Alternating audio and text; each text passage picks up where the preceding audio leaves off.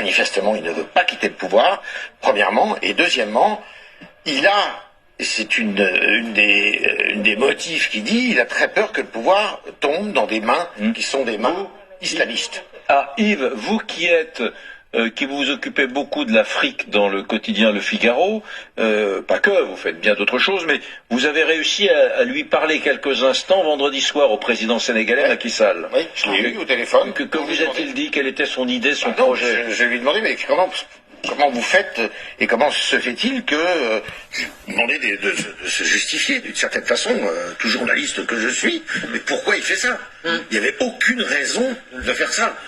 En plus, Macky Sall est précédé d'une république. Normalement, d'un point de vue constitutionnel, après 12 ans de pouvoir, en avril, le 2 avril prochain, Normalement, il n'a plus le droit. Il n'a plus le droit d'exercer le pouvoir. Donc, le fait de repousser...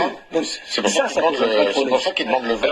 Et ça a entraîné la majorité. Parce que je parlais tout à l'heure d'islamisme, ça peut peut-être paraître un peu abscon quand on n'a pas de décor, c'est qu'il y a un candidat extrêmement populaire, dont il avait peur d'ailleurs qu'il remporte l'élection, pas lui, mais son dauphin, parce que lui aussi avait un dauphin. Un type qui s'appelle Ousmane Sonko, qui était en prison, qui n'avait pas le droit de se présenter, il avait désigné un dauphin qui montait considérablement dans les sondages, et qui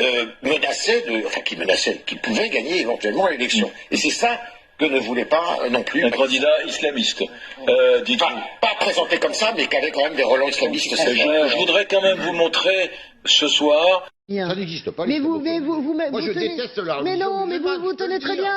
Il m'est arrivé de prendre le bus, en France, de prendre le bus ou un bateau où il y avait quelqu'un avec un voile et je suis descendu.